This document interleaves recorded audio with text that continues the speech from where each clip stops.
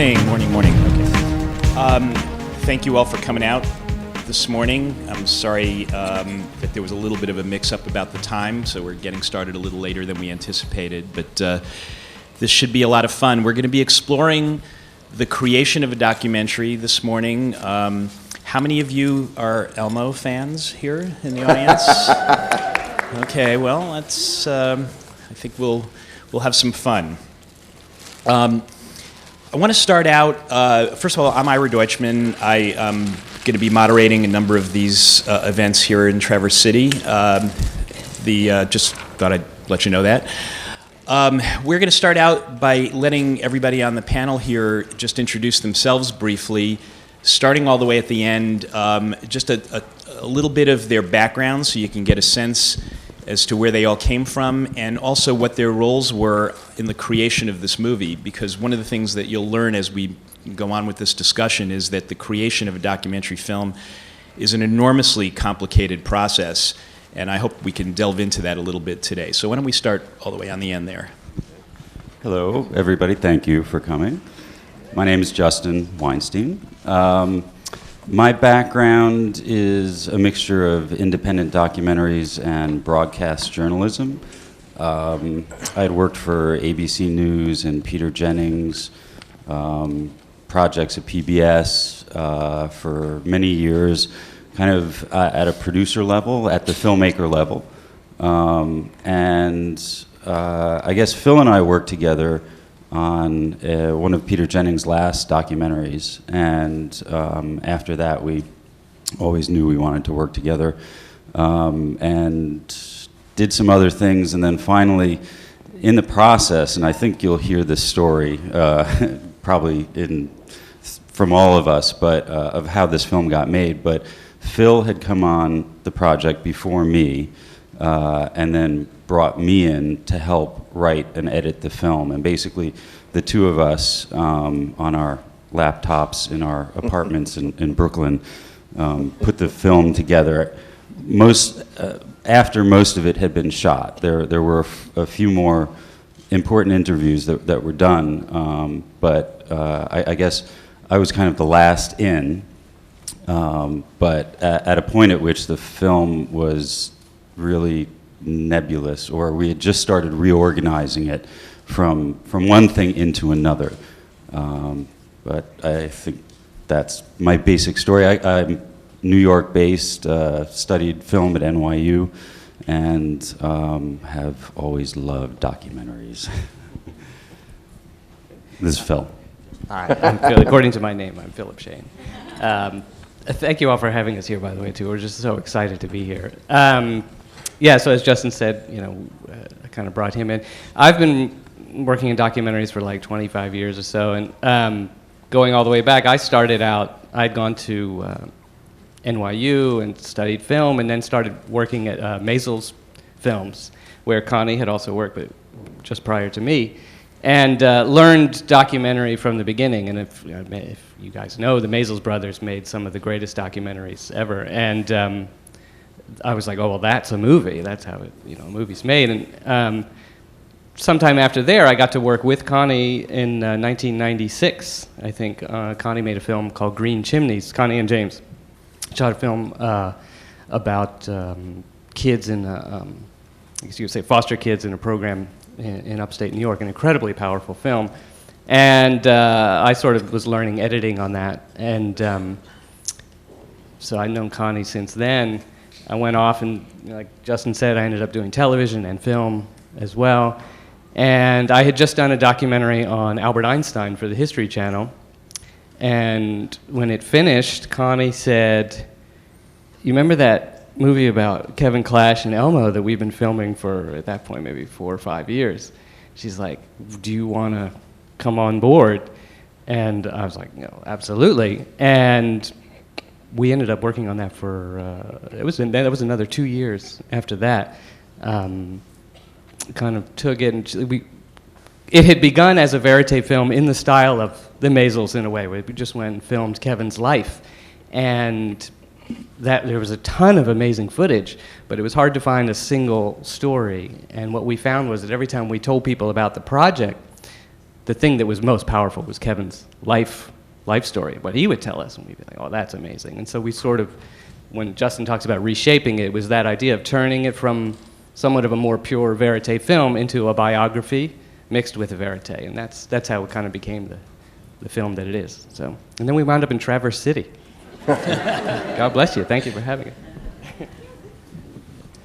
Hi, everybody. My name's James Miller. I'm the director of photography, producer, cameraman for the project. And Connie and I, husband and wife, we work on various projects together. And my background is over 30 years of being in the business of running cameras, shooting all around the world, shooting for BBC, all the networks, PBS, everywhere. Everything from documentary to sports to music, entertainment, and an occasional game show in New York. My background is how it all came about. Is I used to work on Sesame Street as a cameraman way back in the early '80s, with when Frank Oz and Jim Henson were there on a fairly regular basis. And they were working at a beautiful studio at 81st and Broadway, where I came in as in my early 20s as a cameraman there, and I thought, wow, this is it. I came from a small New Hampshire TV station, working freelance, doing these amazing jobs down in New York, and being on Sesame Street. So Kevin and I met on Sesame Street, and one day we were working together, and I brought my a photo album of our daughter Sophia, and it was she was a baby at the time, and I thought this would be kind of a fun project to put together and have Elmo and me going through this little brag book of with Sophia, and. So I took the videotape back to Connie, and Connie was just like totally blown away. I'm with Elmo, looking at this picture book with Sophia, and here's Sophia right down here, who has joined us today. Who's no longer a baby. Yeah, we can thank Sophia for putting us all together. But anyways, Connie was just blown away by this puppeteer, this gentleman that did this favor for me. So she wanted to meet Kevin, and eventually they got together, had some lunch, over a 4-hour lunch, I think it was, talking about various projects. And I think Connie thought that there could be a really good story here.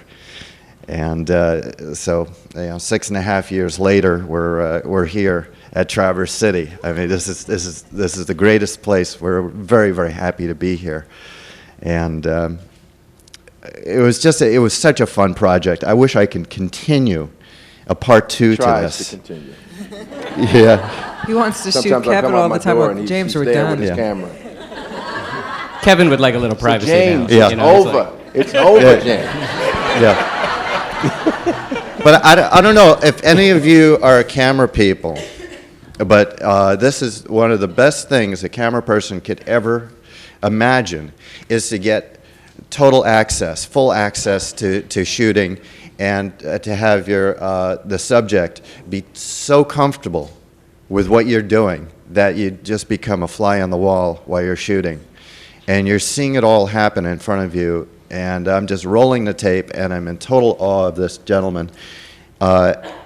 Traveling the world with him, we've been to South America, been to Paris, all around the country, and just meeting incredible people. So it was a lot of fun. I just felt very very honored to be a part of this. Hi, my name is Connie Marks, and I produced and directed the film. I have to say that we want to thank Traverse City so much for having us here, but especially what an honor it is to have the whole team up here, because nobody's really ever asked us to do that. And this is, as you will see, and it's already been said, a total team effort. And so this is how it should be. This is how it should be all the time, but it unfortunately never is. So we thank you very, very much for allowing us all to be here and to describe for you our various roles in the project. I was one of those kids that my dad got me a movie camera. I had friends whose families were in the film business, and they were very encouraging. And I just always loved doing it as a hobby growing up, and then it turned into more than a hobby. I was either going to go to graduate school in social work. When it was time to apply to graduate school, I applied. And then I also applied for something called a youth grant from the NEH at the time. They gave a $20,000 grant to young people who had made a film. And I had made a film at that, by that point. And I got into graduate school and I got the youth grant, so I had to decide what to do. So I decided I'd make films, but I'd try to incorporate what I cared about most, which was but observing people and trying to understand more about people's motivations for doing things, and which I think was what led me to think I wanted to go to be a social worker. So long story short, I make films that seem like they're probably made by a social worker, but they're hopefully a lot more entertaining than sitting in a therapy session with a client. But I just thank you again for having us here, and feel free to ask any questions whatsoever. And this is Corinne Lepouk, our wonderful producer. And I just want to say also that Corinne's father was my dentist when we were growing up. Yeah, that was one of the only things I had to say. Oh, then I'll let you say the other. Well, they said everything about measles and how we got on the set and meeting Kevin and all that. I had nothing to say either, so now it's balls in your court. I also want to say about Sophia that I think it's remarkable that this film has taken up over half of her life, because she's 12, and it's taken, I think, almost 7 years now to make the film. I had a totally different background than everybody else. I've never worked in documentary films before. After college, I worked at CBS, and then I worked at MTV. I was part of the original team at MTV. Back when nobody knew what it was, like you had to explain, it's like music, but you see it, it's TV, and nobody had any idea what it was. And that's actually going to be 30 years old next week, so it's pretty amazing. After that, I worked for a music marketing company. We represented video directors and some bands. And then I worked for the American Film Institute in New York, and I ran their office there for about 6 years. And then I had my second son, and I decided to move, we live in New York, to move out of Manhattan and move to the suburbs. And I actually didn't work for about 10 years. I raised my 2 sons. And Connie called me. We were in film class together in 8th grade. We go way back. And she said my dad was her dentist. And she said, will you consider going back to work, and do you want to produce this with me? And I wasn't sure, because I already had left the working world, and I said, what's it about? And she said, it's about Kevin Clash and Elmo. And I said, definitely, because I love Jim Henson and the Muppets and Kevin and Elmo and Sesame. So it's just been terrific, and it's been wonderful, and thank you for having us.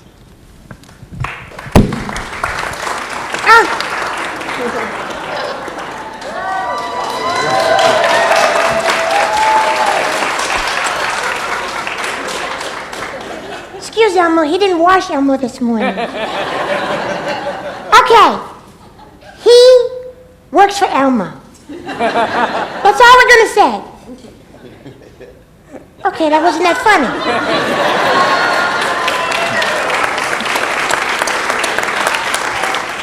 funny. Listen, a long story short, because you'll see it in the documentary.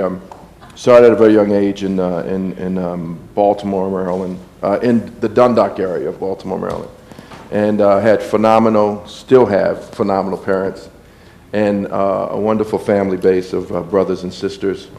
We all had our own vision, our own direction that we wanted to go, and mine happened to be with puppets. And so it's been a wonderful, unbelievable ride. I never thought this would happen. Started building puppets at 10 years old. I remember because of the toy, of course, the Tickle Me Elmo. And what was interesting, as you guys said, the doc that you did, it came out in 1996. Of course, that was the same year that Tickle Me Elmo hit. and came out. But it's like I said, it's been a wonderful ride. It's taken me around the world, and working with Jim and all those wonderful genius of puppeteers like Frank and Dave Goals and Jerry Nelson and Richard Hunt, the late Richard Hunt, who I love dearly, who actually you'll hear about in the doc. He gave me this little red monster. So again, I know how to do sound bites, so I won't drag this out. But it's been a wonderful ride, and I'm definitely glad to be here. Got to meet Michael Moore at the airport day before yesterday, or yesterday, wasn't it? Yesterday. So it was wonderful to meet him, and I'm hoping to meet him tomorrow. I already told him that I thank him for inviting us here, and I hope you enjoy the film.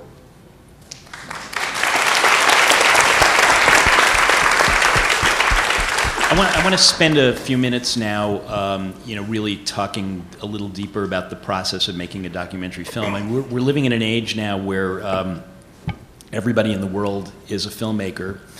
Everybody with a cell phone, at least, is a filmmaker. And there's a temptation to just point a camera and think that you've got a real film there. And as we all know, making a really good documentary is much, much more than that. So I want to try to follow the process a little bit. First of all, starting with those of you who were there at the inception, the idea, part of it is finding something that you believe is going to be a story, because when you start shooting a documentary, you really have no idea where it's going to actually go. So I'd like you to just talk a little bit about, what was it that made you feel like there really was a story to make it into a documentary? Well, James came home from Sesame that day with the VHS, and I looked at it.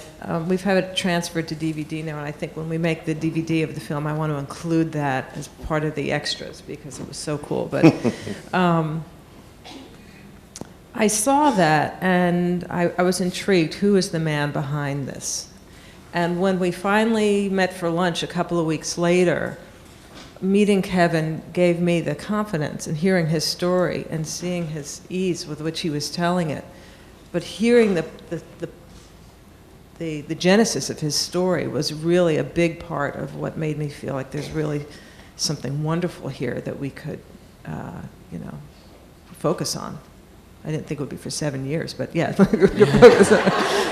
And I would imagine that the next step in that process was convincing Kevin to allow you that kind of access. I don't know if I'm foolish or what, but I thought the fact that he agreed to meet with me was the first hurdle, and then because he knew James or had a familiarity with James, I think there was a bit of trust there. And then we either got him Green Chimneys or he had seen Green Chimneys, the film that Phil and James and I made with Bob Eisenhart. And I think at that point, Kevin was okay with it. What happened is, I just come off of writing a book called My Life as a Furry Red Monster. And it was a lot of fun to go back and reminisce about where the origins of me being a puppeteer came from. And so it was really interesting. And there was no room for pictures in the book. And then when Connie talked to me about this, I thought, well, this is the next step, to show visually what was in the book as far as the excitement and the love that I've had over the years as far as with puppets and all of the wonderful mentors I met to get me where I'm going. So it was the next step, and so I thought it was a wonderful. Also, the challenge for me now, being in this industry with puppets, is seeing how popular like Pixar is as far as the computer-generated 3D, and how there was no movies coming out of the Muppets anymore, and really wanting to keep everybody interested in loving what we do. And so that was another reason to talk about it and also celebrate it through a documentary. And also talk about my love and my enjoyment of working with Jim over so many years. And, so that's why, I really decided to say, yes, this is something I'd like to do. And did you have any concerns or things that, limitations that you wanted to put on it in terms of? Well, because I'm not, I'm not seen. That was kind of the challenge to me. But again, like James was talking about, once I get into doing what I'm doing, I don't, all of that goes, because it's not about me. It's about creating the character with this hand. So that, but also just personally, it was more about what I do than the background of my family and stuff like that. As far as I wanted to talk about the specifics of how my parents helped me, and also the challenges I had with having a child and stuff like that through this, because I was all over the place and all over the world all the time. So those are the things that I wanted to talk about, and of course all of the enjoyment of all of the years, because I started when I was 10, doing this. Yeah. So, did any of you have concerns about peeling back the magic by showing, Kevin standing underneath that puppet? Well, I think when I was working on Sesame Street as a cameraman, I feel so fortunate to see them actually making the product. I mean, I'm just taking the pictures, but the puppeteers are sitting in an uncomfortable position while they're reading the script, while they're working the puppet and the arms at the same time, looking at a monitor that's completely reversed of what their brain is supposedly doing. Everything's right, left, right, opposite. And that just blew me away to see that. And I thought it would be wonderful for the audience to see behind the scenes the making of how it's actually done and how difficult it is. And these guys do it every day. So did you perfectly. feel worried that you were going to be exposing something that shouldn't be seen? I think. Not really. I mean, there's a play out on Broadway, Avenue Q, where you actually see the puppeteers working the puppets, and you actually, I think it's fine. I think it was great to see the puppeteers working, because even if you see them working, your eye still goes to the puppet. You see humans all the time. Yeah. You see them. Sometimes we don't want to see them. Yeah. So when you're seeing something different, that's where your eye goes to. The unusual, the difference. So it's really interesting about that. As far as concerned about that, it's so funny. I try to tell celebrities come into Sesame Street and they say, oh, I don't know if I should bring my children because I don't want them to see behinds. I always say to them, they keep their imagination for long as they want. And I tell them, even when an adult comes in to Sesame Street and they see Big Bird, or they see, even behind the scenes of it, they turn into a 4-year-old. You can see it, you look in their eyes, it's this whole glow that happens, and forget about it, it's gone.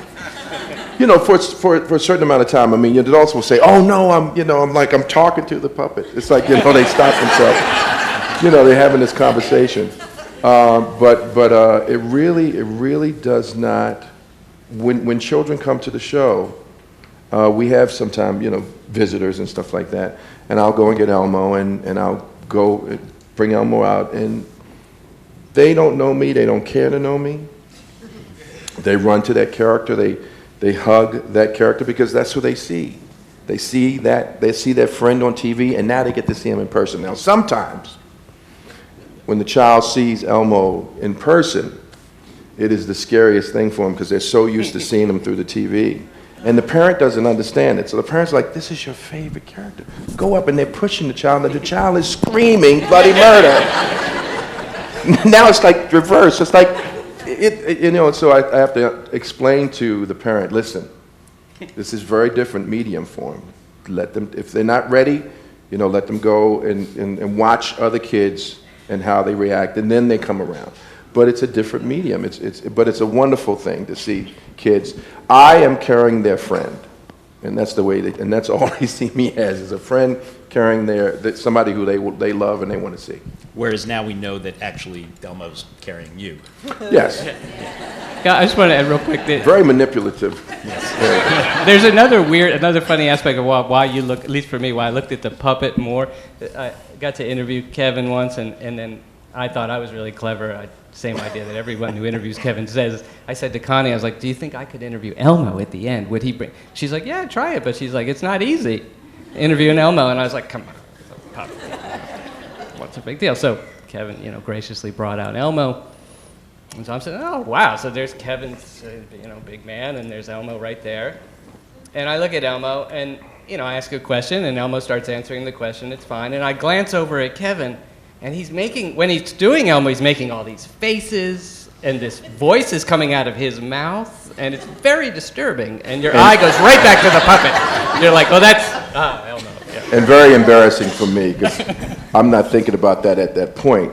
So when I see it, it's like, oh my God, that's the way I look performing it. I think that when we see reporters, like investigative reporters, there they are doing an interview with the Muppet. Okay, so they're going back and forth with the banter, and there's Kevin down there and the Puppeteer, and they move the mic from them to the puppet, right to the puppet. You see how it goes more like that? So no, I used to do, or I used to be on Captain Kangaroo, and Gus Allegretti, who was amazing puppeteer. He performed Mr. Moose and Bunny Rabbit. He was amazing puppeteer, and he told me once he was behind the counter where Mr. Moose and Bunny Rabbit is, and they had a new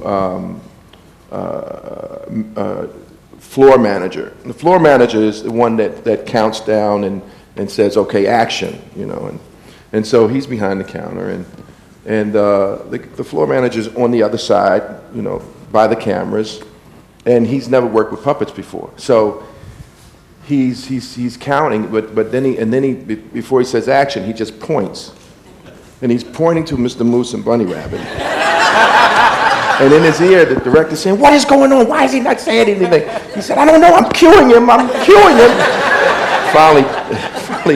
Finally, Gus gets up and says, "You need to come back here and cue me. I can't see you from there."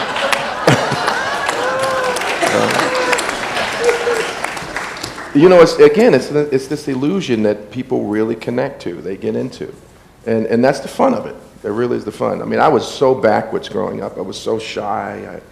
If my mom would tell me to go to a store, a grocery store, I would, if I saw people coming, I'd go around them and wait for them to go around me and go. And, performing these characters got me out of that, fortunately. Now I can talk and I can communicate without having a puppet on. But back then I couldn't do that. When I would get shows, I would negotiate with the puppet on. They say, well, he wants $50, for this, and the puppet would look at me. Is that what you? Yes, yeah.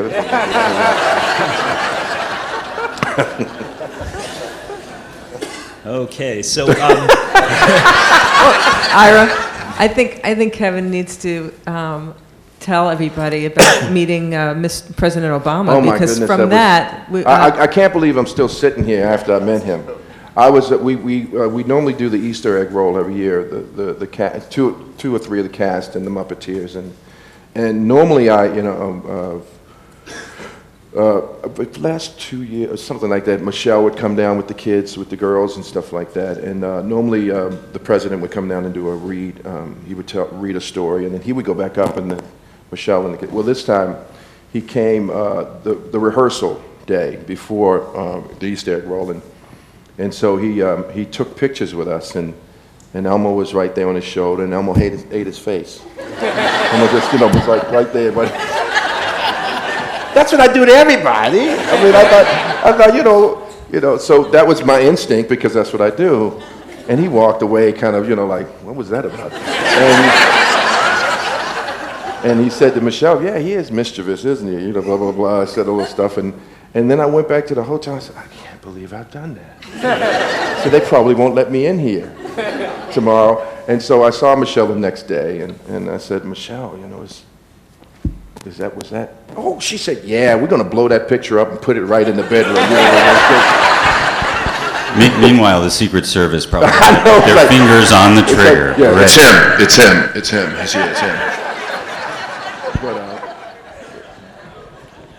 But you can see that they all have a wonderful sense of humor, and we had a great time being there. So, It was a lot of fun, and like I said, I'm not in jail somewhere. I'm actually here in Traverse City to talk to you guys about it. So. And you weren't there with the camera for this, huh? That's, oh well. He tried. Yes. I missed that one, but I'm sure Secret Service was all over it. Yeah. I was just to say, James found out that Elmo was going to NASA, and like 12 hours before you left to go to NASA, was James was trying. like, "Can we call Kevin and ask if I can go?" I said, "No, it's done." So how much footage did you end up with, all told? Wow. Just How- under how- 200 hours, 200 hours. Something. Yeah, which is footage. not. I mean, that's That's nothing. yeah, Right. that's not. Maisels would have 1,500. Well, I mean, it's Loads of archival. It's as much as I ever want to do because it just slows down the editing process. Yeah. and- I'm actually curious about the archival footage. I mean, there's some stuff in the movie where it's amazing that there Has was anybody seen it yet here? Yeah, you're all going to get to see it this afternoon, Oh, I you hope. saw it? You saw it? Yeah. So, I mean, the archival footage of you as a young person doing all this stuff, who was there to Well, document Kermit that? Love was one of my mentors that I met early on in my teens, who actually helped design and build Snuffy and Big Bird for Sesame Street. He has a wonderful background. He worked with George Balanchine over so many years doing costumes and stuff, and so him and Jim got together. And so I saw him on this children's program called Call It Macaroni that was on PBS, and what it was is that it would have a young boy and a young girl that would go and spend a day with somebody in a profession. And I happened to see this one where Kermit was there. They went to his shop, they built and everything, and I said to my mom, I wanted to meet him. Lo and behold, my senior year, I went up to New York, and prior to that, my mom got on the phone with the local PBS station and found his number, called and said, listen, my son would really like to talk to you. And he said, well, and whenever he's in town. So I went for that senior year, I got to meet him. He said they already cast for Sesame Street that year because he said, I had 8x10s of my characters because I'd already done 2 local television shows, so I had a tape.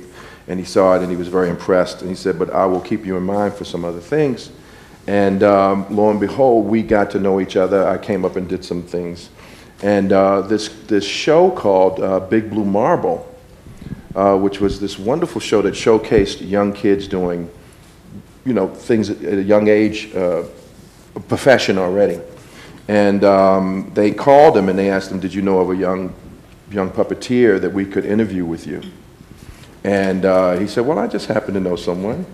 And he asked me would I be interested in doing it. And what was really cute at the time is I think I must have been like 17. And, I had a little bit of peach fuzz. It was like, and he said, but you're going to have to shave because they really, you're a little older than they would normally use for this. And I was so proud that he actually saw the peach fuzz. That he actually noticed that I was growing some hair. And I actually got to do Big Blue Marble. It was a wonderful film crew. I'd love to find them somewhere that came down to Baltimore and shot me for 2 days, and then brought me up to New York and shot me with Kermit and building a puppet and stuff like that. And they did a wonderful job, and that was what it is. I mean, Connie can tell you the challenges, and Corinne can tell you the challenges as far as trying to find that. Well, it was an interesting journey. Kevin told Connie about it. Sorry, Corinne. Kevin told Connie about the show, and she started to track it down, and she found the person who was, shopping it around, and she said she got a tape of it, and said she was going to get back to him when she knew what she wanted to use. And of course, a good amount of time went by, and she called him back, and unfortunately, he had passed away. And his company was gone. There was no record of him. We tried everything for, I think it was about 2 years. Connie and I called everyone. We found out the name of his wife. She went to my college. I called the alumni office. I mean, we were just trying everything. And after about 2 years, we found the source, big company that had ended up owning the footage. And I remember calling the person. We finally had the name of the person who had the footage, and I was so excited. And when I said, do you have the Big Blue Marble masters? We were looking to get permission and the master tapes. And he said, yes, I had the Big Blue Marble tapes. I had the masters, but I just threw them all away. And so not only Kevin's show, but I think there was one on Christy. Oh, there was and there were just beautiful, a whole series. I mean, beautiful series of all these wonderful footage of kids. It was amazing. Yeah. And I was heartbroken because I would have loved to got a copy of all of them. It would have been great. I was literally shaking, as you can imagine. I used to work for AFI, which is so big in film preservation, and I, started giving me a lecture like, how could you throw away a piece of our history? And he's like, well, we didn't have any need for it, so I just threw it away. Jeez. But we were able to get permission to use it, and so Connie preserved the only memory of it. Yeah, just a quick aside for those of you who are not aware of the need for film preservation. My office in New York is in the Duart Laboratory building, and Duart, which was one of the oldest, longest-lasting film labs in New York, recently went out of the film processing business, and they are literally trying to find the owners of all the negatives of the films that are sitting there, and they, if they can't find them, they're just going to throw them out because they don't know where to put them. It's a fascinating and a major problem that we all have to face in terms of preserving all this stuff. Going back to the process for just a minute, let's talk about the editing for a moment. You alluded to the fact that it was a difficult process, and one of the reasons why it took so long to get the film finished. Can you talk a little bit about that process? What it's. I mean, for those of you who are not aware of this, one of the common things that people talk about in terms of documentaries is how they're actually written in the editing room. That you have all of this footage available to you, and then you've got to shape it somehow into a story. Yeah, and this was a really unusual. Well, before Phil came on, I just want to say, Yeah. because when he was available, I did like a touchdown dance and I'd been waiting for him for years and he wasn't available. And I went through 2 other sets of editors and that was really painful. And we were trying to make like a stone house out of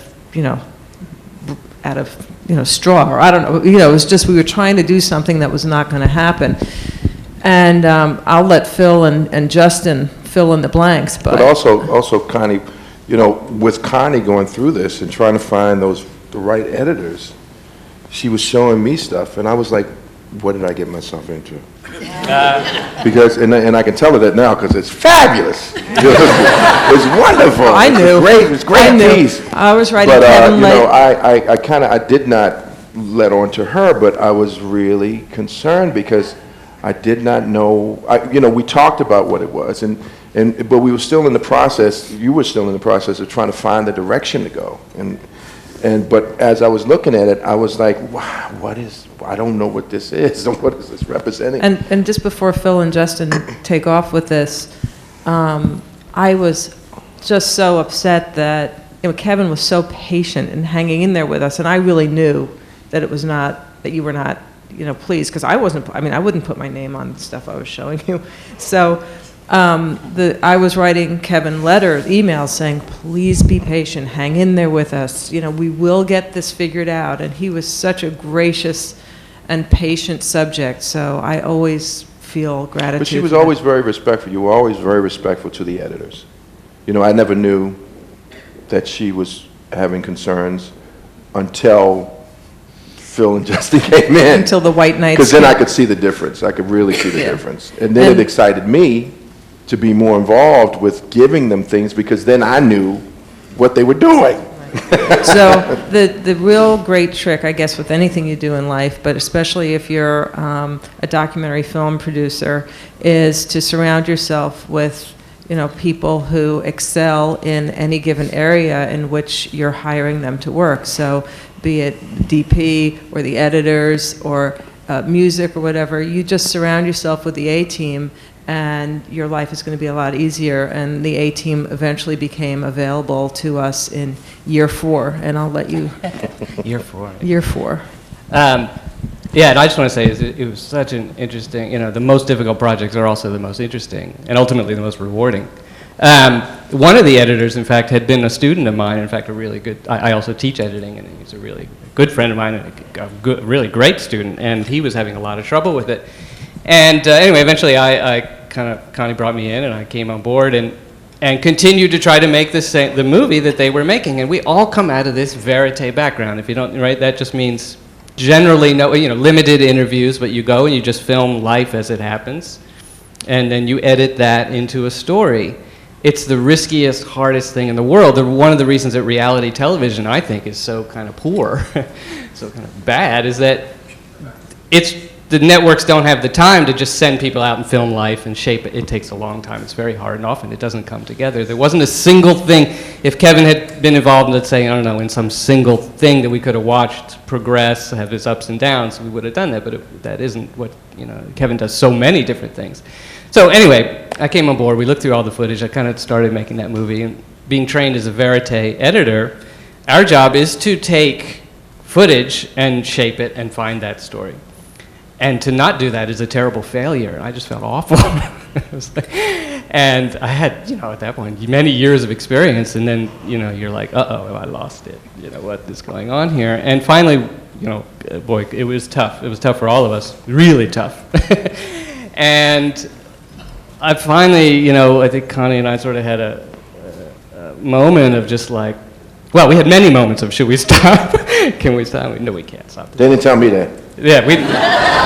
Like That's this guy... That's one thing. 4 years of running around for me. This guy ain't cutting it. I mean, if it was just the can't. puppet, maybe, but... I would say Connie never gave up, ever, from what I saw. I didn't, but I was like on the ledge a few times. James dragged me in. Right. Well, I mean, so more as a rhetorical device to say, well, no, what do we do? What is another direction that we haven't thought of? And the weird thing is I had this kind of odd career where I'd done verite film, and then I'd also done historical documentaries, which are narrated. I'd done things for ABC, History Channel, that kind of thing. And we said, look, I know how to do that, I think.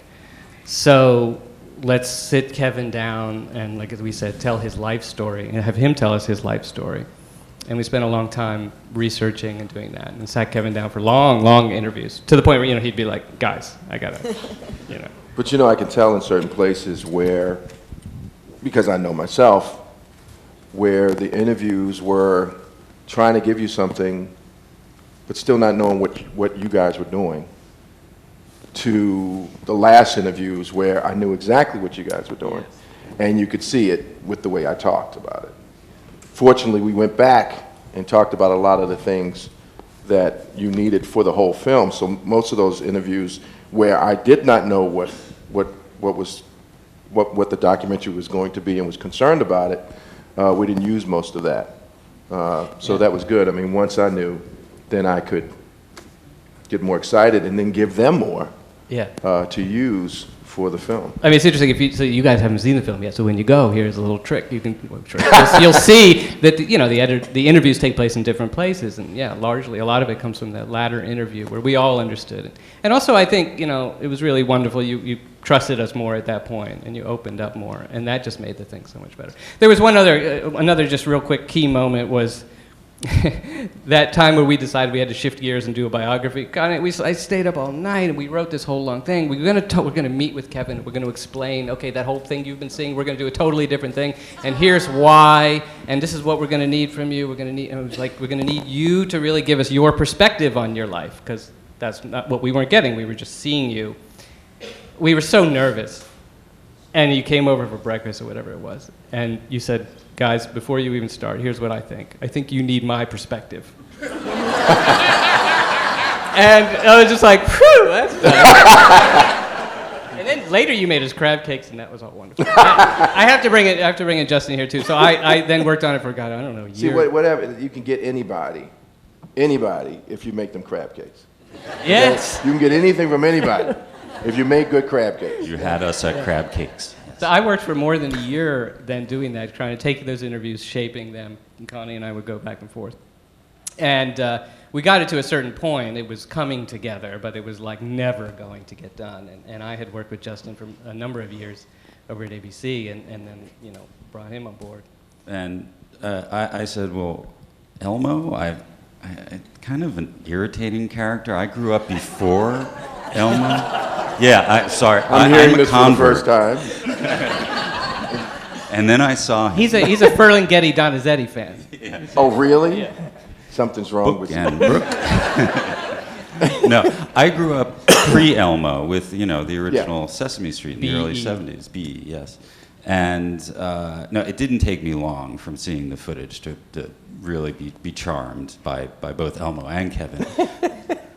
But And believe Phil him, too. but, We're both of the same generation, so we didn't. At first, we didn't have that connection, and Right. it really we developed it kind of remotely by seeing everything that you were doing and everything that was filmed. But I don't really come out of the editing world. I'm generally more of a director producer, and so I saw what Phil wanted to do in terms of turning it into a story and finding smaller dramatic arcs within this bigger history. And what getting to your question, Ira, I think what a huge part of the struggle for us was to take all of the beautiful verite footage that they had shot and find ways to use it to illustrate different points of either Kevin's life or his craft. And so I think you'll see when you see the film that you might find yourself in Paris watching him train other puppeteers, but these verite scenes are where they are for a reason that becomes apparent, whether it's him working with a Make-A-Wish child who, a dying child whose last wish is to meet Elmo. There's all this fabulous footage, and so much more than is in the film, but we really had to be extremely judicious in saying, well, does this have a place in the story, or is it just a great thing that takes us off in a tangent? And this is something we call killing our babies, where there's a great scene and everybody loves it, but you don't know how to get back from that scene into the main storyline. And I think that was a huge part of our banging our heads against the film to try and really make it move forward like a freight train and not get off track. Yeah, and I'd say real quick, it's interesting, 'cause you mentioned writing, and people don't say writing in documentary. How does that work?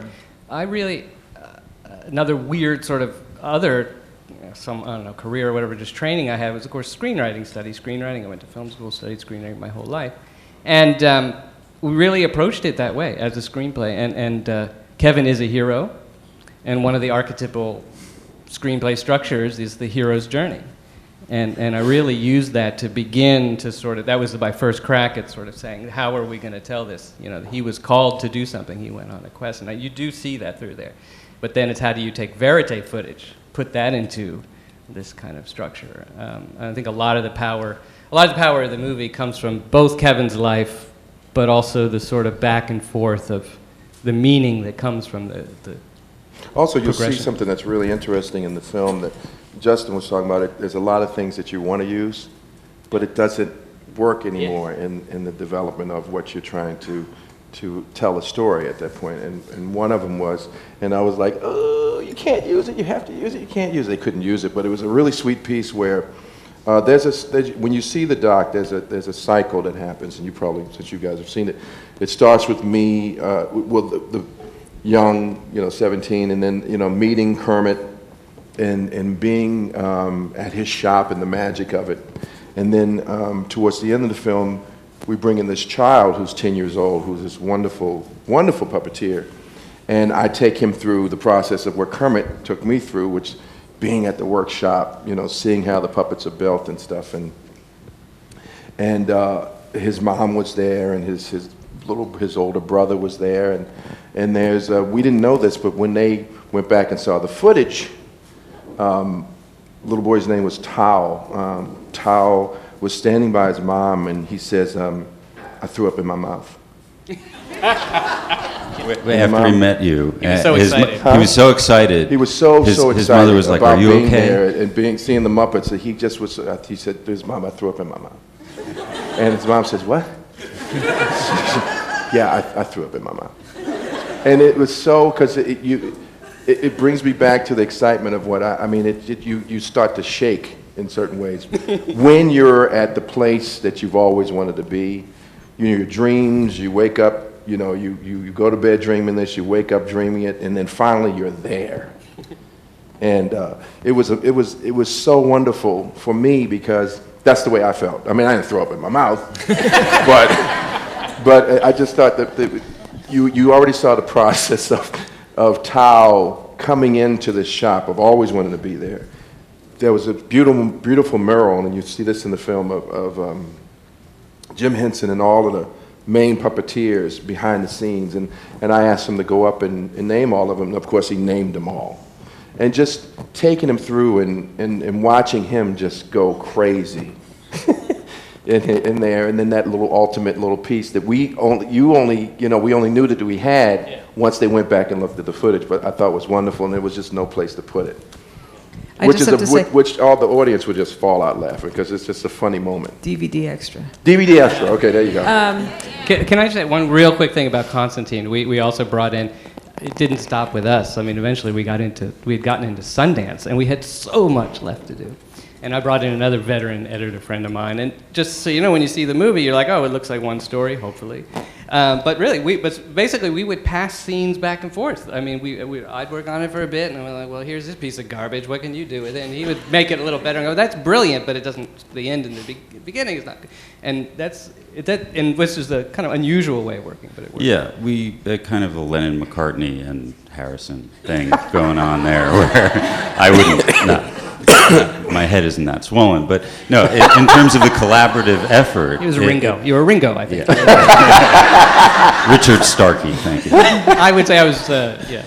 No, it is that kind of a team effort where things were going back and forth, and at each stage getting a little bit better and a little bit better. And that scene in particular with Tao went around Phil, Constantine, and myself, like, for several rotations until it made it to where it is. And just to give the complete picture, you guys were all working in different places and just sending files back and forth to each other, is that right? Yeah, that's exactly what happened. Yeah. And then you had a composer working with you who was actually on the other coast, is California. That right? Yeah. Phil and I were both, we lived probably 10 minutes apart in Brooklyn, but we didn't see each other for months. No, we literally worked in a room on our laptops. Kevin, tell the story about when you saw them for the first time at Sync Sound. Oh my goodness. Well, this was during trying to really finish it to get it to Sundance. Man, they look like somebody beat the you-know-what out of them for about a week. I mean, the color of their skin, their eyes was the same color inside. There was no white. It was just, they had afros. They had beards down to here. Long beards. They looked like if you said one thing wrong, they would just faint right there. There would be no more. You'd have to get the ambulance for them. They looked like Kaczynski coming out of their cabin. They must have been up for like 48 hours straight. I don't even know if they ate or anything. Yeah. They were there, and we were just trying to finish up the final looping of some things, and they would just, and then fortunately they got it. They again the Muppet. They got enough energy to take some photos with Elmo that day. And I saw a little bit of color coming back to their face and stuff. But we were shaggier than Elmo. They clean up good, don't they? Could I just add about Wendy? We each live with our girlfriends. I live with my girlfriend. Justin lives with his girlfriend. We have tiny. It's New York with these tiny apartments. The apartments are about as big as 3 of these seats. And poor Wendy, I edited, my table was right in front of the refrigerator, so Wendy had to come and get to the, she squeezed by me, and she's like, oh, there's Elmo, and then she squeezed back, excuse me, Elmo, and she goes back. Anyway, she survived this entire process, and when it was over, it was so rough. It was so rough. Basically, our girlfriends were jealous of Elmo because they lost us. She'd go to work, Elmo would already be up, Elmo's on the TV, she'd come home, Elmo's still on the TV. Can you imagine hearing that all the time in the house? But we just filmed Tao. It was right before Thanksgiving, and we were about to go to Sundance. It was crazy. Yeah. So after that, I said to Wendy, I was like, you're going to marry me. I asked her if she would marry me, and she said yes. So she said, oh my God. At least they're Their names are in the thank you credits. It was like, even though they didn't do anything specifically for the film except without them, it wouldn't have been possible for us to do it. It got so bad at one point I would be calling them up. We spoke many times a day, but the first time each day I would say, "How's Wendy? You know, is everything okay? You know, Justin, is everything okay at home? You know." So it was, and in my house too. It was very tumultuous. I mean, you know, Sophia like raised herself for the last 2 years. Well, Sophia was so sweet. Sophia is the one that really kept. It was she was Elmo to James and Connie. She would, you know, when it was so hard. I mean, it was so hard. This young lady would say, "Oh, you know what, Ma? Let's put socks on, turn off the lights, and see, you know, shock, you know, like sparks coming Electricity. from, you know, electricity coming doorknob. from." So she would keep them, you know, keep the childlike quality in them to get away from the challenges they had trying to get this done. One thing that I want to say also, you know, I've never done a documentary before, never thought one would be done on me, but it was wonderful to work with these two people. They were amazing. You know, I didn't know that about the therapy thing that you wanted to get into. It's I can understand it now because she's so giving and she wants you to talk to her. You know, you could tell she's very approachable as a documentarian. She you know, I find that she's one of the ultimate interviewers, the ones that you really want to talk to. And James is amazing with camera. I mean, to shoot what I do and still let you see the character and what I do is amazing. I mean, the shots that he took over those many years, running around, and what was really wonderful about this man too, my personal assistant was having twins, and she loves Burberry. She loves Burberry, anything Burberry. So I got the twins Burberry things, but I wanted to, we were going to do a bridal shower, but I wanted to have Elmo at Burberry.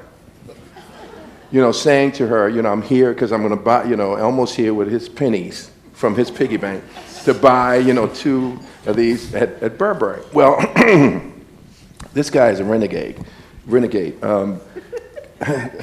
Sophia was with us. We're in this, you know, SUV, and we go up to Burberry. Now, we through the company, through Sesame Street, we asked permission, and they said, "No, we don't do that. You can't do that. You can't do that. You can't do that." So, you know, so we tried to figure out where we could go to do this, and I said, "Well, I still have to go to Burberry to buy the stuff, even if we shoot it someplace else." James said, "Okay, no problem." So we go to Burberry. We go up to that floor. You know, I buy the stuff. I'm talking to the young ladies there, and they're like, "Oh, you do Elmo, blah, blah. Oh, well." And, you know, and James said, "Well, ask him." And I said, "Well, can we shoot something?" Yeah. Before I'm turning to James, and he's already going down the elevator to get the camera and everything. So I run and get, you know, the Elmo and everything. So we're setting up. We got the bags and everything. And we start to shoot. And then the woman that manages the store came up and said, "Did you get permission for this?" And we were like, yeah, we did. And so we still shoot. We shoot it real quick. And then finally she gets her person on and says, "He wants to talk to you." And I said, "I don't want to talk to him. I don't want to talk to him." And then we just leave. We just leave. He's still shooting outside to get the establishing shot of Burberry. He's still shooting. This poor child is saying, "Daddy, get in the car, get in the car, get in the car." Then we're driving back. We're thinking police are going to be tailing us by now. Sophia says to her dad, she says, "Dad, if you thought this was going to happen, would you have taken me?" And James said, "No, sweetheart, I wouldn't have done that." But we got it. It was at the bridal shower, the baby shower. Kimmy loved it, and we're still here to tell the tale. And the next day I get a huge basket. It was either flowers or fruit, because Kevin has sent so many things to us, saying with a little card that says, "I'm only happy we're not all in jail." But I just want to say it's been amazing working with them, and you know, sometimes Connie couldn't go with me, and so she would just have James go. So we you know, James came to Paris with me and shot I was in St. Paulo for a co-production of Sesame Street, and he came, and so it was really nice to just hang out with him and get to know him that way. And I mean, the shots that he got was amazing. And plus, he's a great photographer, so I got some nice stills too while I was in Paris. So. I set up a really nice system of, I used a small HD camera. It was professional quality, but I kept it small. I shot from, I didn't bring the camera up to my eye. I had it cradled in my arm. And that way, I can hold it like this while I'm standing there. I can hold it steady, I'm shooting the subject, while I'm looking around to see what my next shot is going to be. Meanwhile, it's very disarming. People don't equate it as to having a camera crew there, because I'm also doing the audio. So I'm kind of an army of one. So I know I have to be able to get the shot, but do it in such a way that you're going to get good sound, good audio at the same time. But that's what creates that fly on the wall where you feel like, how did he get this stuff? And it's that way. It's just I'm just being there. I'm just being a tourist, but just being disarming, just being part of the being passive, I guess, and watching it all happen in front of me. I want to say that watching you is amazing, because I went on a few shoots, and Connie and James, it's like, they're so in tune with each other. It's like they're dancing, the way Connie's moving out of the way and directing the shot, and James is moving, and it's really amazing to watch that. I just want to mention there's one other person here, an incredible artist, Joel Goodman. And how many of you are going to see the film today? Or tomorrow. That's fantastic. Joel he writes a lot for movies, for documentaries. His music is on HBO all the time. Listen to the music, because it's really wonderful. But especially listen to the credits at the end. And this is a friend of Kevin's that put together an amazing piece with great lyrics, and it's called Puppet Man. And it's just very, very sweet. Roll. Maybe you can talk a little bit about that. No, Mark Radice, who does a lot of songs for Sesame Street, he gave me a birthday gift about 3 years ago, and it was a song called Puppet Man, and it's all about my life and what he knows of me, and it's a really cool song, and we got this wonderful singer, Chris Jackson, who was in The Heights, the musical In the Heights, and he sang it, and it was a nice piece. And I asked if Mark could we use it for the over the credits, and he said sure. So it's a sweet song. And not only that, Kevin's so generous, he had it fully produced, performed, and everything, and gave it to us as a gift to use in the film, which was a huge help. Yeah, actually, we have Blue Lou Marini plays the sax. He's from the Blues Brothers movie, and phenomenal, amazing saxophone player. So he said, yeah, I'll go in and do my thing on it. And he did. I love sax. One of the characters I do on Sesame Street is Hoots the Owl. How you doing? Really cool. And so Blue has done some of the saxophone playing for Hoots, and he's amazing. So I thank him for hanging out and putting his talents to that wonderful song too. For those of you that didn't get tickets, please, there's a wait list, a line that's, there's a good chance that you'll be able to get in if you get in front of the line, because it's a big theater, and I saw playback yesterday, and that theater is impeccable. The sound is incredible, and the pictures are even better. So the State Theater is just it's a beautiful, beautiful place what they did. And those seats that you're sitting in, my goodness, it's like a lazy boy recliner with a drink holder, So I have one last practical question to ask, and then I want to leave some time for the audience to ask some questions too. But how does one finance a movie like this? How did you keep yourself going for 6 years? With a lot of favors, a lot of difficulty, generous family members, some corporate support. It's a stretch. It's a real stretch. James and I also do work wherein we make fundraising videos for not-for-profits, for schools, for hospitals, and that kind of thing, which we love doing. It's really very rewarding work, but it's fast in, fast out, and they, whichever entity hires us to do this is had a lot of success raising money using this as a tool. So it's like a little mini high-end, I like to think, documentary that people hire us to produce, and so that's a part of it. And too. this is the kind of film where the thank yous in the end credits are the longest list. Yeah. in the, Longer than the movie sometimes. Very long, yeah.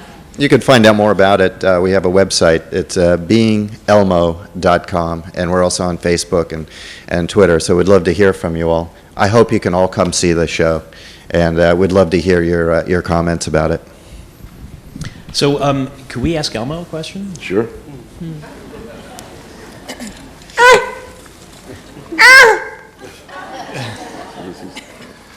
He just got clean, so that's why I'm trying to keep his fur down a little bit. What's your name? What's my name? Yeah, what's your name? My name's Ira. Hello, Mr. Ivor. How are you? I'm doing great. Where are you from? New York. Cool. I'm from New York, too. I knew that. Oh, you did? Yeah. Oh, good. Now, what's the question? Well, last night Hi. I How are you? Nice yellow shirt. It says Michigan 2004. Is that when you were born? No. Go ahead, sorry. okay, that's all right. Last night I tweeted out.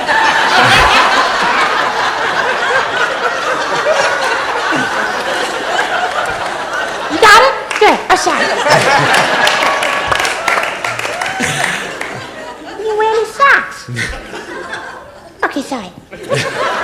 No, oh, go ahead. Sorry. Go ahead. You know what? I think I'm going to open up the floor for No, go questions. ahead. Come on, go ahead. I'm just wondering, who is your favorite Sesame Street character that you work with? Big Bird. Why's that? Because he's taller than Elmo, so he helps Elmo reach up real high for things. Good answer. There's a motivation to a friendship like that. Now, Elmo loves... Are you? Excuse me. You okay? Yes, thank you. Yes, Big Bird. But Elmo's first best friend is Elmo's goldfish Dorothy. Really? Yeah. She's so smart. She really is, Miss Connie. She's always laughing at Elmo. Elmo can be serious sometimes, Miss Connie. So, yeah, I'm sorry, Elmo, can I ask Kevin a question? If you must. How is it that you can think in two dimensions like that, where you're... That started at a young age. I was 10 years old, and I didn't get it from anybody. We had a floor television, a big floor television, and there was a mirror up above the TV, and so I would sit there with the puppet, watch TV, but I could look up at the mirror and see if I was keeping the puppet alive. And I did that at the age of 10. I was really young, and so I was already learning how to, to make a puppet look real to a certain extent. Yeah, I mean, even as you're talking, he's like... Yeah, well, that's the part of the illusion. Yeah. No, I know. So, so let's have some questions from the audience. I think we have some microphones that are going to come around so that everybody can hear the questions. Oh, isn't that special? I was wondering, how do people react when you tell them that you are Elmo, technically? Well, I don't mean to. No, that brings up a. No, I was at Sesame Street once, and we had a visitor come in, and she came up and she said, "I can't believe that you perform Elmo." I said, "Yeah." And she did this like 6 times. I can't believe. Okay, well, what's the problem here? You see me puppeteering it. No, but she was just so shocked about it and sweet. But for the most part, I mean, people have their idea of what the puppeteer should look like, which is really funny, so I don't look like that person. Kevin tells us the story about he was on a plane once and he was asked to... what was really sweet is I was on a plane and I was marking up a script for Sesame Street, And this stewardess came over and said, "What do you do on Sesame?" And I said, "Well, you know, I direct and perform Elmo." "You do Elmo?" And we were close to getting ready to taxi, and so she said, "Could you say something to," because there was a lot of kids on the plane, "could you go up and say something to the kids on the plane, you know, just tell them, you know, it's time to, you know, buckle up, it's, you know, they're going to be taxiing really soon." And so I went up and you know, said, you know, "Hello, this is..." Elmo from Sesame Street, please buckle up. We're going to be taxiing soon, and Elmo loves you. And that's what I did. So everybody in the aisle bent. And of course I come out, and they're like,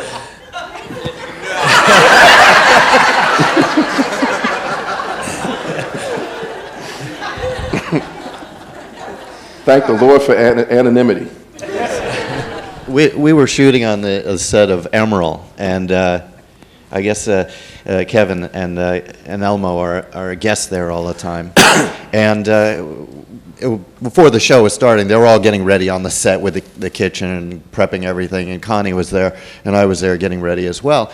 And we started hearing like Barry White singing, you know, over the PA.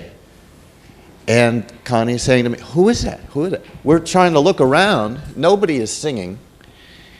But there's somebody underneath the table doing it. Do you remember that? It sounded Oh, like yeah. Sinatra, actually. Because the band was started amazing. playing Doc. What was the song? I don't even know. But the band started playing, and it was a lot of fun. I love singing. So it was me. Just I was Kevin's singing, voice, so I love and singing. it was, oh my God, But, it was so gorgeous. No, that's what I love about Sesame Street. I mean, all the songs that we get to sing, and because that's a part of. I mean, when I was going to high school, I did all the musicals and stuff like that. So it's a lot of fun. And I grew up with Motown, and you know, all these wonderful musicians that my mom and dad had records of and stuff. So it's always fun. That's another enjoyment that I have about Sesame Street, and also getting to sing with so many different people. I mean, doing Bowie. Everybody okay? Everybody? You know, with Labyrinth, David Bowie was involved, and he did a lot of the songs for the show, and so I got to sing some songs that he had done, and it was wonderful meeting him. And One of the most touching moments is the memorial, Jim Henson's memorial. Sure. And the Puppeteers were on stage at the memorial and did a piece, and it just tears you apart. I mean, it's so touching. If just one person believes in you. That's all Elmo's going to sing. But it's a beautiful song. That's actually from the Peanuts. Peanuts, the musical The Peanuts, called If Just One Person. And it was one of Jim's favorite songs. One thing that Jim did, and you'll hear about this in the doc, is that he left letters to all of his children, but then he left a letter to the Puppeteers before he passed away. And he put these letters away 4 years ago before he passed. And the one that he left to us was, you know, okay, you know, I'm gone. At my funeral, I don't want anybody to have black on. I want everybody to have color. I want a Dixieland band to be there. No dirge. I don't want a dirge. And he said, you know, and you got to abide by it. You know, I'm gone. You know, you have to abide by what I said. So we did, and everything was festive. One thing that he enjoyed doing is recordings, pre-recording songs with everybody. And so we did that on the stage at the church. And it was a lot of fun. We all did a lot of his favorite songs, which were very vaudevillian songs, like Lydia the Tattooed Lady, that he did. He did on the show with a pig that had these tattoos all over her body, and Scooter sang the song. So we did all of his favorite songs, and one of them was definitely If Just One Person. Any other questions? Sorry, yeah, right back there. Oh, I'm sorry, Mike. Hi. Well, you've been on for a long time, like since the 80s, right? I started Sesame probably 84, 85, yeah. And Oh, actually, I'm sorry. Started in 80, 81, and then came back to it in 85. Mm-hmm. Awesome. Thank you. Well, I know that you've changed hands with writers for a while. Wow. There were a lot of writers. Yeah, back and forth, sure. Yeah. Have you ever had any sort of problems with writers, like, you have a good idea for your character and you think that Elmo would do something different than the writer has written. Have you ever had any problems with that? Not really. The show has been, not really, which is surprising. Sometimes they want Elmo to say I. Sometimes, but that's in a song, and I'm like, I can't do it. I could do it. I could say I, but I can't get him. So, but that's sometimes a challenge. So he won't do it. But no, it's always been wonderful. It used to be sometimes the writers would call and say, listen, they would have problems with the head writer, saying, listen, Norman says that Elmo can't do this. Can Elmo do this? So they would use me well, because then they go to Norman and say, well, Kevin said it.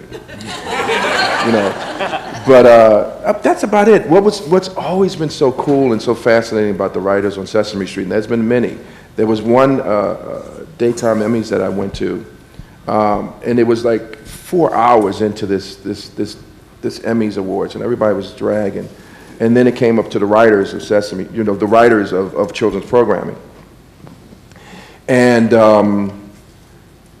the winner was the writers of Sesame Street. Well, they rambled off 14 names, and so everybody thought that 14 people were going to come up on stage after, everybody's been there for 4 or 5 hours. They were like, nobody was there, the writers, so I had to go up and on their behalf, and I got a standing ovation. They were so happy. We don't have to hear 14 people. So. No, but they're amazing. What I love about the writers on Sesame Street is when they're talking to you about a script that they're coming up with, they start to talk like the character. They start to say, it's like, and it's so sweet because it's so respectful, and that's how connected they are to writing these characters. My favorite is Grover. I mean, hands down. I've seen Frank Oz over the years perform this character, and he is amazing. If you know any background about Frank, his mom and dad were puppeteers. His father was majorly in puppets, Puppeteers of America, which is an organization that he was heavily involved in. And it was always amazing to see. And then to see him and Frank work together.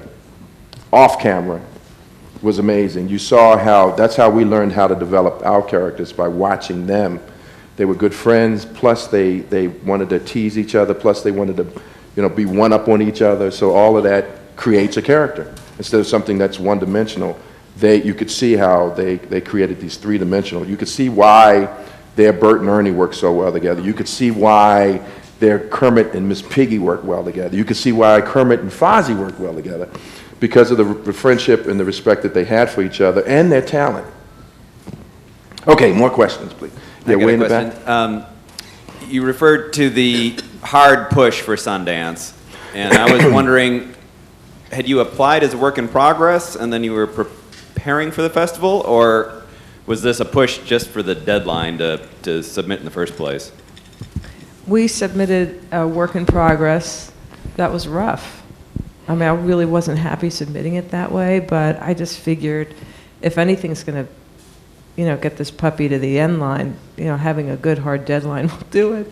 And we all agreed, or Phil and I and James agreed, let's go for it, and Corinne, of course.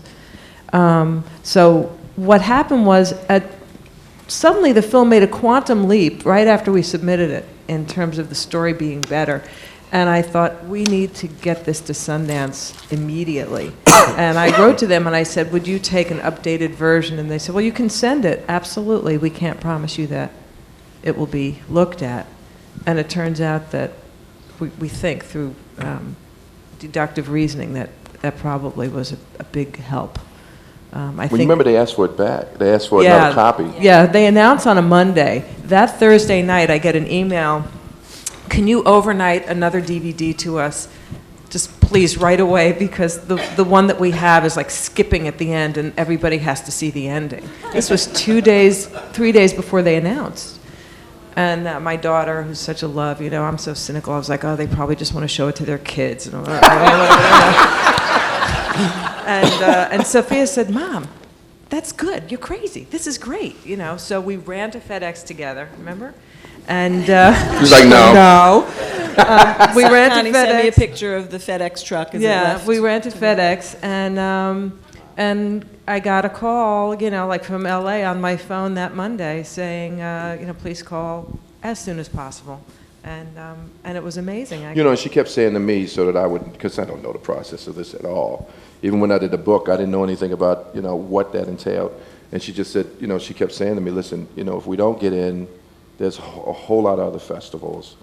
So she really made sure that, it was that I my knew job the to reality. manage expectations, but I had sent a film out to Sundance Green Chimneys a bunch of years ago, and we got in with that film, so I just thought 2 out of 2. I don't think so. You can see that sometimes with me the glass is half empty, and I'm working on it. Trying to flip that around. But so it was a big, big push at the end, and really, I have to say, the scariest work experience I've ever had in my life. I mean, like terrifying.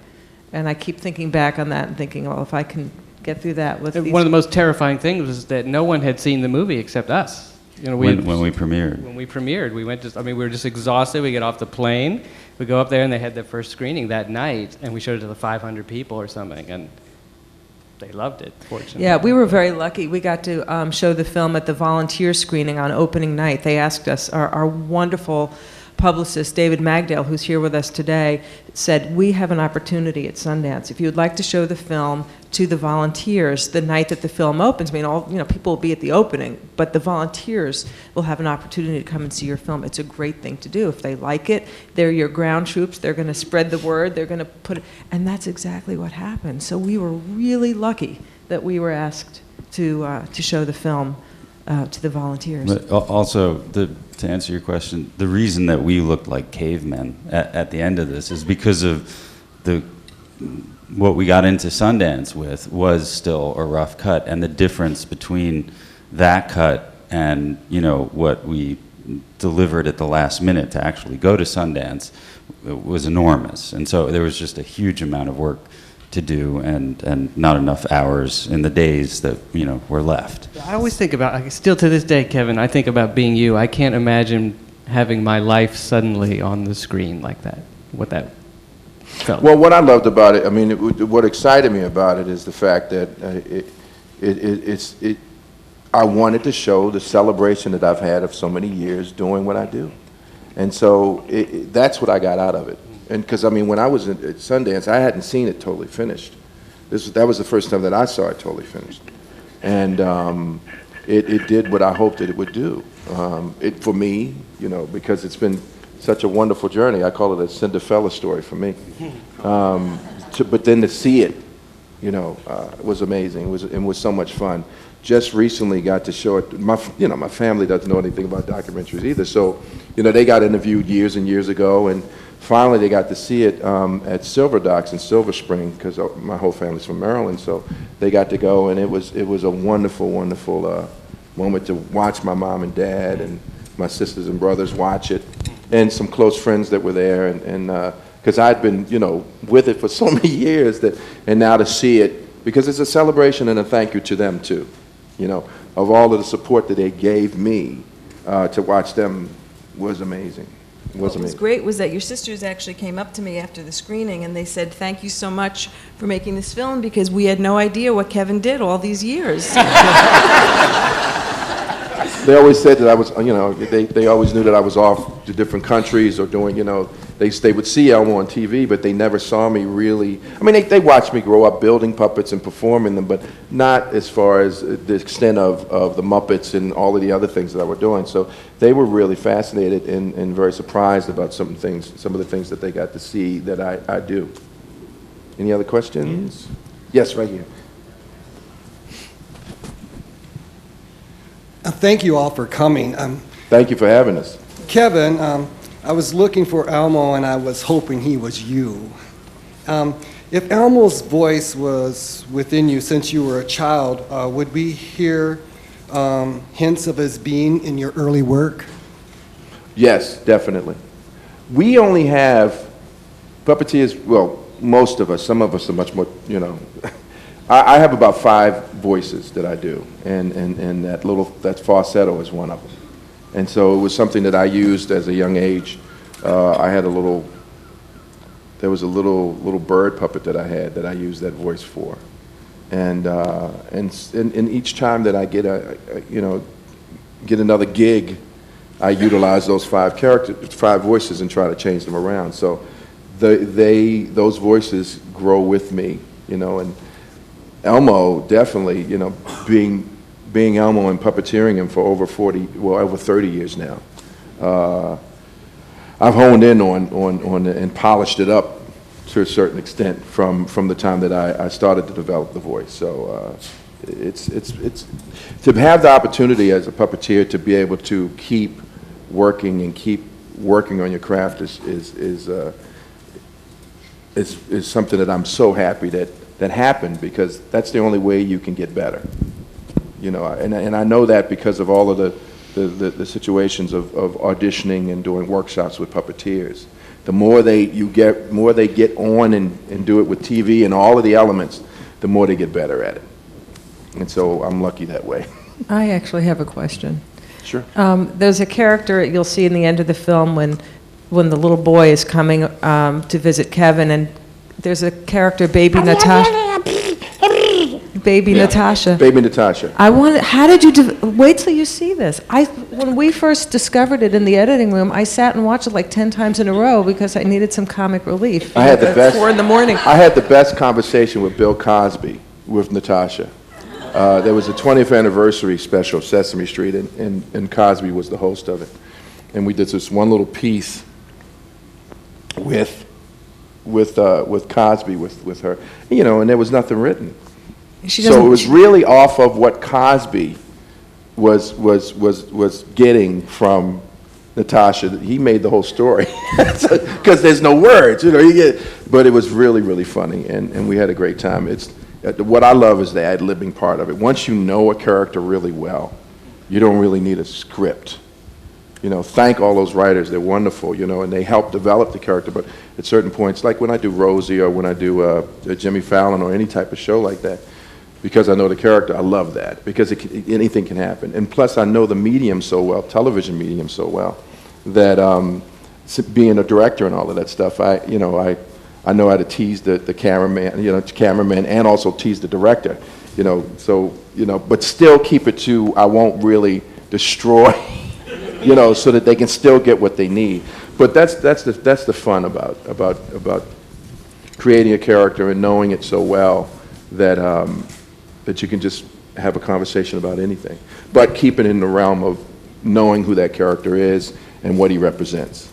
There's a limit because he is for children. So. Did you just sit down and the voice came out? I mean, how did that happen? That was a falsetto voice. Again, it was the falsetto voice that I did. As you'll see in the film, Richard Hunt, who's one of the main Puppeteers with Jim, asked me to come up with a voice. I did that voice because I thought it worked with Elmo, and he said, okay, fine. He took me into the producer of the show at the time, and he said, listen, I'm not doing well with. He actually performed the character for a couple of shows, and he didn't like it. The head writer didn't like it, and so he gave it to me, and he said that to the producer, and the producer said, I don't care if you don't want to do it, he can do it. Now, granted, at the time, there was nothing working for me on Sesame Street. None of the Puppeteers. I thought I was going to be let go any day now. And I did the character. There was the end of the season. There was only 2 more shows that we had with the character, so I did the character, got through it, and then went and tried to figure out what I was going to do the next season with the Little Red Monster, and fortunately it worked. There's no crystal ball for anything. Either it's going to work or it's not. What are the other 5 voices? How dare you!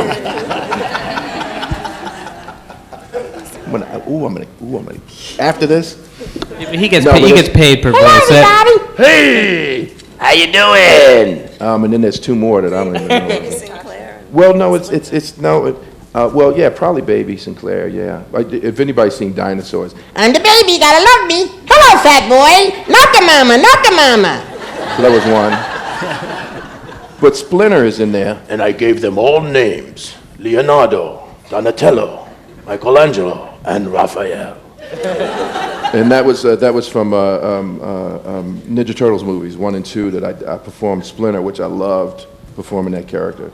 It was so much fun because it was the acting process of it. Where you have to believe that this character is real. It's not you know, Ninja Turtles was for comic strip, comic book people, and so it was on another level, and so I had a great time doing that because if you know Pat Morita, who was in Karate Kid, and James Olmos, who was like the captain on Miami Vice when he was doing that. I put those two characters together, and that's how I got Splinter. So the sense of humor of Pat Morita and, the coolness of James Olmos in Miami Vice. And so that's how I came up with the character. And it was so much fun. I had a great time. What I find interesting here, I'm just scanning the crowd here, and I'm seeing 3 generations, and I'm just wondering what it's fascinating. I mean, this is a multi-generational documentary for all to see, but I'm just fascinated by the different generations coming to see us. Well, that's what's wonderful about. What was that? What's that? Say that again. Traverse City, that happened. Yeah. Well, also Sesame Street is that way. I mean, some of you guys grew up watching the show. You have your own kids. You have your own grandkids now. And that show, it's been on. We're going into our 43rd season. Now, I didn't start at the beginning. I've been on for, like I said, for about 29 years. But it's hit so many different generations that this is what I think is a celebration of this doc. Also, is the legacy of Sesame Street also. All right, I think we're unfortunately out of time. Sorry, we talked too much. We should have had. It's you okay. guys Yeah, talk thank you guys for being here Thank in you. Traverse City. Thank you.